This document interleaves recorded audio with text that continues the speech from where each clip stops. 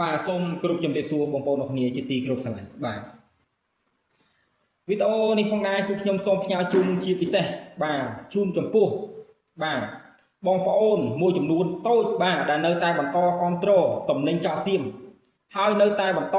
ការនាំចូលហើយនៅតែបន្តការអនុញ្ញាតបាទបងមន្ត្រីមួយចំនួនទូចទេបាទដែលនៅតែបន្តការអនុញ្ញាតបាទអញ្ចឹងទេបងប្អូនអរគ្នាល្មមមិនឈប់ទៅបាទព្រោះបងប្អូននឹងទេថាពូចោលសៀមគឺវាបានបំពេញមកលើដែនដីរបស់យើងជាច្រើនលើកជាច្រើនសារមកហើយបាទហើយវាបានមើលងាយបាទមិនឲ្យតម្លៃជាតិសាសន៍យើងជាច្រើនលើកជាច្រើនសារមកហើយបាទល្មមចេះឈឺហើយបងប្អូនល្មមចេះឈឺហើយបាទដល់ពេលដល់វេលាហើយយើងផ្អាកការនាំចូលតំណែងទាំងឡាយដែលនាំចូលពីប្រទេសចោលសៀមនេះទៅបាទព្រោះពួកវាបានឈ្លានពានលើដែនដីរបស់យើងជាច្រើនលើកជាច្រើនសារមកហើយបាទយើងជាកូនខ្មែរមានឈាមជ័រជាខ្មែរអញ្ចឹងយើងល្មមចេះឈឺហើយបាទល្មមចេះឈឺហើយបងប្អូនយើងទូទាំងប្រទេសរួមទាំងបងប្អូននៅតាមបណ្ដាប្រទេសផ្សេងបាទពួកគាត់បានបេះការស្រោះដៃគ្នាអស់ហើយបាទប៉ុន្តែហេតុអីនៅឡើយ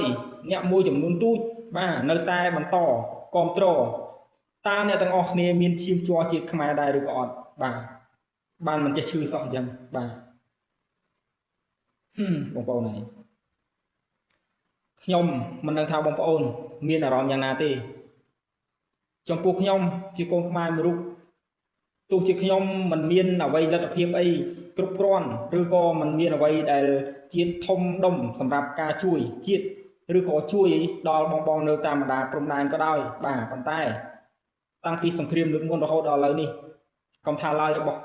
ហូបចុកឬក៏របស់ប្រើប្រាស់សំបីតែឃើញអក្សរថៃនៅទីណាក៏ខ្ញុំស្អប់ដែរបាទស្អប់ហ្មងបាទព្រោះពួកវាបានមើលងាយជាសាសយើងច្រើនលើកច្រើនសារហើយបងប្អូនបាទចឹងហើយបងខ្ញុំតែនិយាយជារឿយតាក់ទងជាមួយនឹងតំណែងចោលសៀមបាទទោះជាយើងមិនបានទៅសមរភូមិមុខក៏ដោយបាទប៉ុន្តែទង្វើនៃការចូលរួម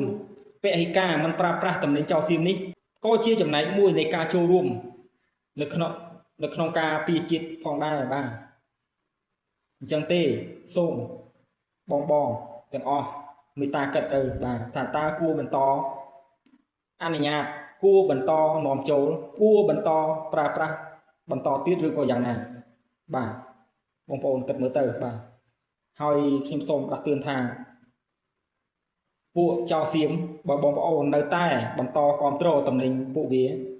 ច្បាស់ណាស់ថាពួកវានៅតែមិនឲ្យតម្លៃជាតិសាសន៍របស់យើងទៅទៀតហើយបាទពួកចោលសៀមនេះគឺពួកវាមិនដែលមានចិត្តបរិសុទ្ធណាជាមួយនឹងយើងទេបាទវាគ្រប់ចំនួនមកហើយបងប្អូនត្រូវដឹងបាទអញ្ចឹងទេខ្ញុំមានតែប៉ុណ្្នឹងទេសង្ឃឹមថាបងប្អូននឹងរួបរวมគ្នាដើម្បីជាតិយើងទាំងអស់គ្នាបាទ